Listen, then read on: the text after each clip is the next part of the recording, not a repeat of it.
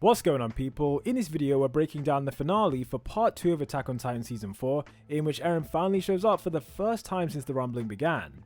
During this episode we got flashbacks to various things that happened while the scouts were undercover in Liberia, and today I'll be explaining everything, including how Mikasa had the chance to stop Eren wiping out humanity.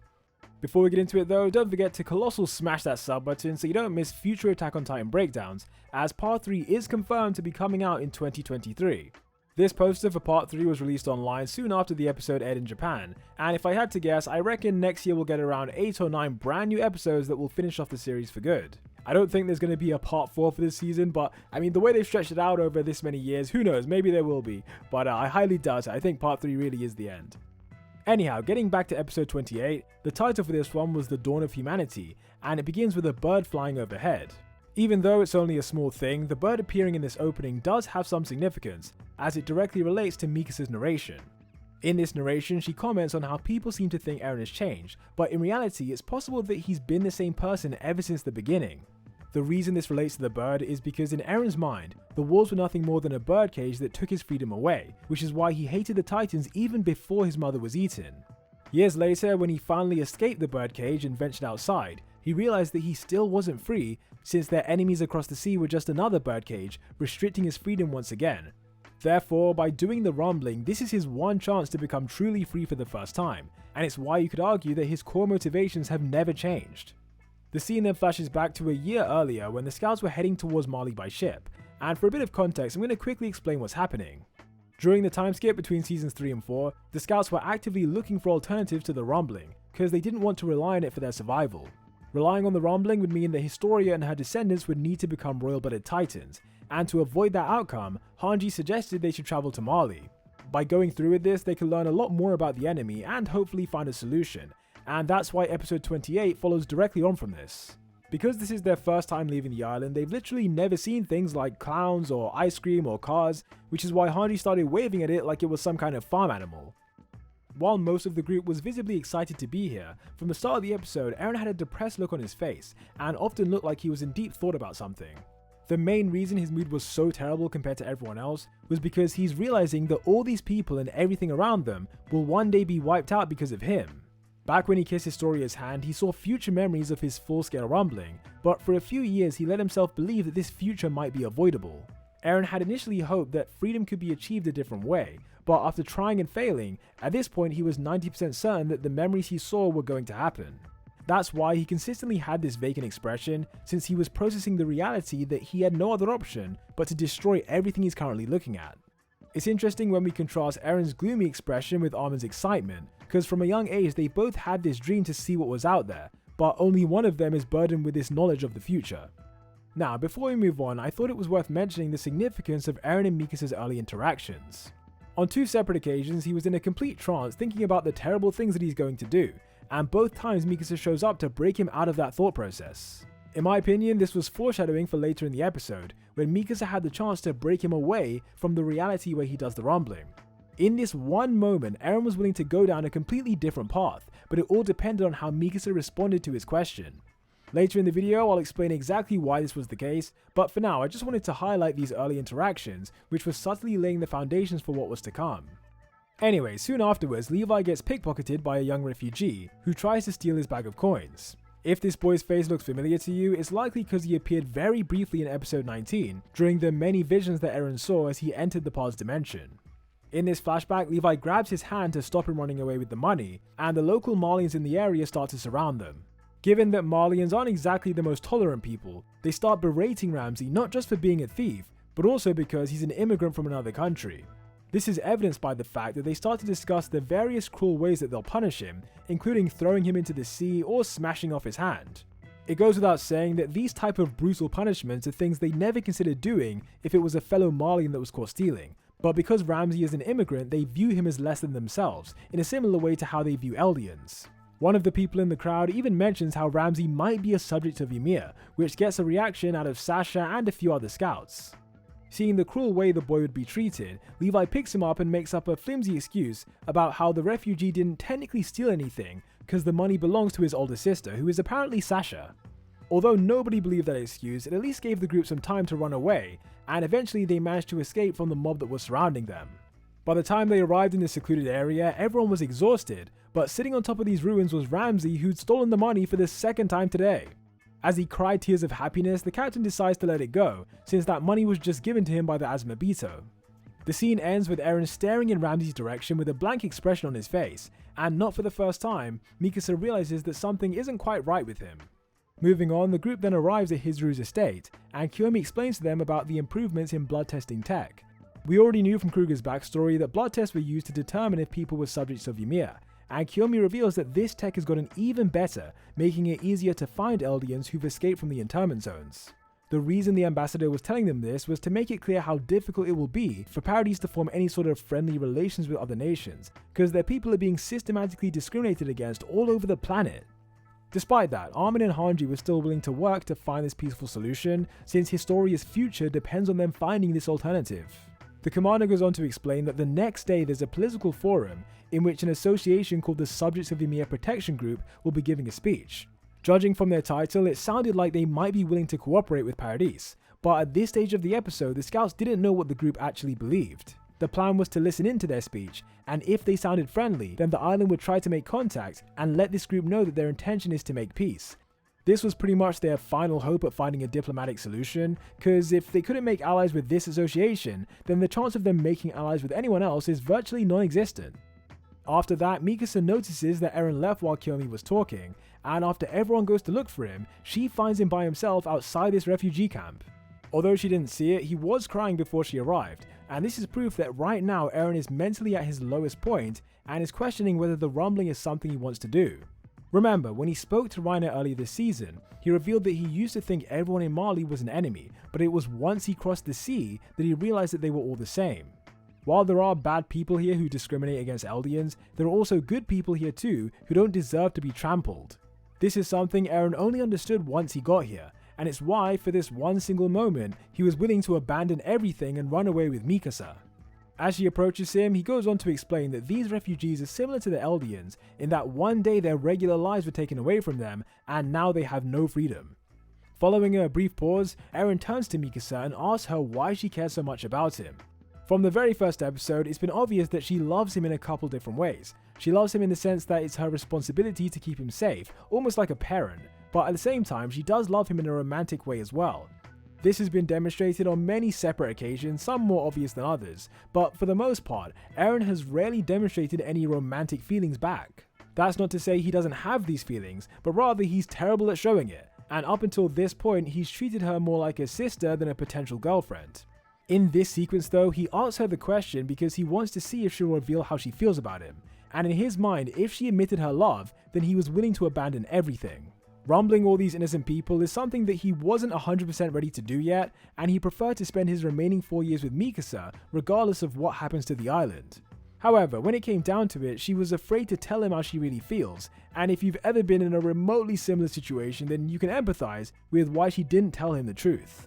Keep in mind that in this scene both of them are still teenagers, and so confessing your feelings is embarrassing, it's risky in case the other person doesn't feel the same way, and she was kind of happy with the way their relationship already was. For a decade they've been best friends, so to add romance to that equation will have unknown consequences, and because Mikasa didn't have that long to think, she played the safest option and told him that she sees him as family. As an audience, we can tell this wasn't her true feelings, as she was visibly blushing while staring into his eyes, but at the end of the day, she just wasn't ready to say how she felt. For that reason, she couldn't give Eren the way out that he was looking for, and from this moment onwards, the future he saw became set in stone. The rest of the scouts then arrive as Ramsey's grandfather invites them inside the tent, and throughout the night they have a pretty great time drinking together, having fun, and eventually passing out. These festivities were the one time Eren had a smile on his face, as it was the last night he spent with his friends before abandoning them to go undercover in Marley. As a side note, in episode 27, John himself had a flashback to this same night, when he realized that it was impossible to save these refugees from the rumbling. The next day, the scouts attend the speech from that pro-Eldian political group, in the hopes of forming some kind of alliance, but as the speech continues, they quickly realize that that's not going to happen. To put it simply, this organization is seeking to defend the rights of displaced Eldians all around the globe, with an example being people like Annie's dad, who were taken away from their home countries. His argument is that these refugees have nothing to do with the Eldian Empire and shouldn't be punished for those crimes, as it's the devils on the island who the world should hate. Following this logic, there was no hope of the scouts ever coming to an agreement with this type of group, and as a result, this was the day that Eren walked away from them. Despite Hange's best efforts, there was no peaceful solution to defend Paradis, and so Eren left behind letters for his friends, telling them that he was trusting everything to Zeke. As we now know, he was only pretending to follow Zeke so that he could rumble the entire planet instead, but he wasn't going to put that in a letter for obvious reasons. The next time Mikasa saw him was during the attack on Liberia after he massacred tons of innocent civilians, and this helps to give context to why she was so upset when she finally saw him again. In the narration, present-day Mikasa wonders if all these things were destined to happen from the start, or if things might have turned out differently if she'd chosen another answer on the day that Eren asked her the all-important question. The episode then moves on to Eren's perspective in the clouds, as his massive founding titan continues to charge ahead. During his narration, he begins to wonder where this story started, as it's possible it began with the dream he had under that tree in Shiganshina, or maybe it began 2,000 years ago, when one of these pigs managed to escape, eventually leading to YMIR becoming the first titan. Alternatively, the story might have begun when he was born, or as he said in a previous episode, maybe Grisha is the one who started everything. However, in the narration, he comes to accept that it doesn't matter where this all began, because the fact is the story isn't even over yet. Even at this late stage, all the characters have some kind of future waiting for them ahead, regardless of whether it's good or bad, and this narration is Eren acknowledging that there's more they have to go through before they reach the end point. Things then flash back nearly a year ago, when Yelena first told him about Zeke's euthanization plan. Floch is the one who enabled this meeting to happen, which is why he was listening in, and she goes on to explain that the tainted wine was consumed by high-ranking people in the military. This is how Floch knew all about the wine well before anyone else, and he was able to use that to their advantage when the Jaegers made their move to take over. Sometime after this, the two scouts then had a meeting of their own, in which Eren told him how they should pretend to follow Zeke's plan. Floch was initially confused about what pretending to follow the plan would achieve, and this is when we switch over to a different flashback, which partially answers the question. In this other flashback, we see Eren talking to Historia before the scouts leave to visit Marley, and he warns her that the military police are planning to turn her into a titan. To be specific, the MPs wanted to make sure that she eats Zeke as soon as he steps on the island, and Historia was more than willing to go along with that plan as long as it remained necessary for the island's survival. For Eren though, he wasn't prepared for her to make this sacrifice, and so he was willing to pretend to follow Zeke's plan, because it might lead to a future where she and the rest of his friends can live full lives. This is when the scene switches back to Floch, and it shows us the moment when Eren spells out his plan for global genocide. By betraying Zeke, this massacre will become possible, and it's interesting to take a look at Eren's facial expression as he says this. During this moment, he clearly has a lot of anger and conviction inside him, which is a huge contrast to how he felt when he physically arrived in Marley and saw the things that he'd actually be destroying. Moving back to Historia, after telling her his intention to do the rumbling, she begins to freak out, but despite her hesitation, he's ultimately able to convince her to stay quiet about the whole thing. Eren needs Historia's cooperation for his rumbling plan to work, because if she didn't help him, then Zeke would have been eaten as soon as he got to the island.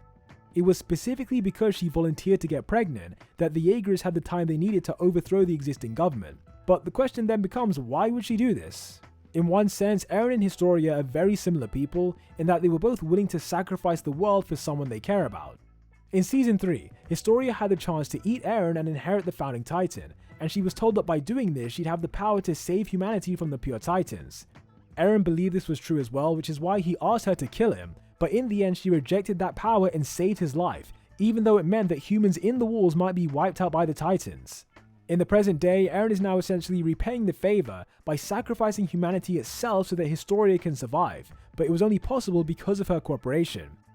The episode flashes forward to the Yaeger brothers' conversation in Marley, and this is the third time we've seen this conversation, but every time we do see it, we learn something new. This time around, Zeke is playing catch by himself while teasing his younger brother, as he confirms that Mikasa's love for Eren is out of her own free will and not because of any Ackerman DNA. For whatever reason, Eren theorized that her desire to protect him was somehow related to him awakening her power, but as it turns out, that has nothing to do with it, and the headaches she gets are completely unrelated. In spite of that, Eren still went back to the island and told Mikasa a bunch of lies, because in his mind, it was better for her to stay away from him and live a full life than for her to be involved in his rumbling plan. We then proceed to get a flashback within a flashback, as Eren can be seen in the trenches in the Middle East. By this point, he had infiltrated the Malian army, and was among the soldiers who were sent to fight the Mid-East Alliance, and in this scene, he demonstrates just how strong his conviction really is. With no choice left but to follow this path, he agonizingly saws off his own leg with a knife so that his war injuries seem more realistic. Without these injuries, he likely wouldn't have been allowed to stay at this hospital in Marley, so it had to be done if he was going to follow through with this. After sawing off his leg, he then plunges a bullet into his left eye, partially blinding himself in the process, and honestly, I'm not sure which of these is worse. If I had to choose, I think I'd go with the leg sawing option, just because I don't think I could do this even if the world depended on it, but at the same time, it is a quicker option. Anyhow, the flashbacks progress to one of Ramsey getting beaten up in an alley by some of the merchants, but admittedly it's hard to tell what's happening here without looking at the manga panel of this exact same moment. Over the narration, Eren then reiterates to Zeke how he wants his friends to live happy lives, as the anime shows us this final flashback in which the scouts had a meal together the night before they retook YMIR. In this image, both Marlo and Commander Evan were killed by Zeke the next day, which makes it kinda ironic that this image appears on screen as Eren is telling his brother how he wanted them to live happy lives. Regardless, episode 28 finally returns to the present day immediately after this, as this massive fleet of warships from all around the globe has gathered to stop the rumbling. These ships are the biggest and best that humanity has to offer, and due to the nature of the threat, a ton of countries have joined together to make this happen. As the steam from the Titans rapidly approaches, this guy gives the order to fire, and surprisingly it seemed like these weapons were actually working. The first wave of Titans was chopped to pieces by these cannons, as their body parts began sinking lower into the water. However, with barely any time to think, a new wave of Titans swims through the madness and was heading straight towards the ships. The fundamental issue here is that even if every one of these cannons was guaranteed to kill a Titan, the fact is that there were thousands, if not millions of them within the walls, so humanity is simply way too outnumbered in this situation. One of the best sequences of the episode came straight after this, with the Titans quickly swimming underneath the ships, and as they did that, the steam they produced was so intense that it literally melted the people on board. The force then caused these warships to be catapulted into the air, in a scene that was reminiscent of Armin's colossal attack on Liberia. This time though, the amount of ships destroyed was on a much larger scale, and as they exploded into the ocean, it created a sort of light show for everyone watching on the shore. Most of the soldiers then abandon their positions to run into the city, and as some of them turn around, they get to see Eren's enormous bony shifter emerging from the smoke. This imagery of him leading the rumbling was heavily foreshadowed during the opening for part 2, and in this scene one soldier screams in horror, declaring that this is the Attack Titan.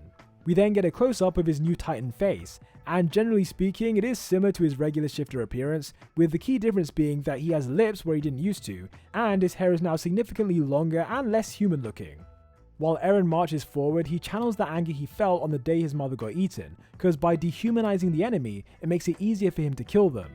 Throughout this video, we've established that Eren knows that humans are all the same no matter which side of the wall he's on, so the reason he thinks back to this rage is because it's helping him to push forward and do what needs to be done. In that spirit, he mentions how he's going to wipe out every last one of them from the world, and this is a callback to when he said the same thing about the Titans after she died. Part 2 then ends with an aerial shot of the rumbling wiping out an entire city, and the final shot of this episode is one of a Titan stomping on the camera, which is identical to what we've seen in the opening for part 2. Anyway people, that was my breakdown for the finale of part 2 of the final season. I want to thank you all for sticking with me for these first 2 parts. I really appreciate all the comments week to week, and of course I will be doing these reviews when part 3 returns next year.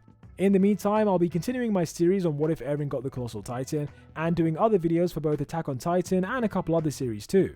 For the next few weeks though, I'm going to the US and likely won't be uploading again till I get home, so be sure to turn on notifications so you don't miss my next upload when I come back. Until the next one, peace out.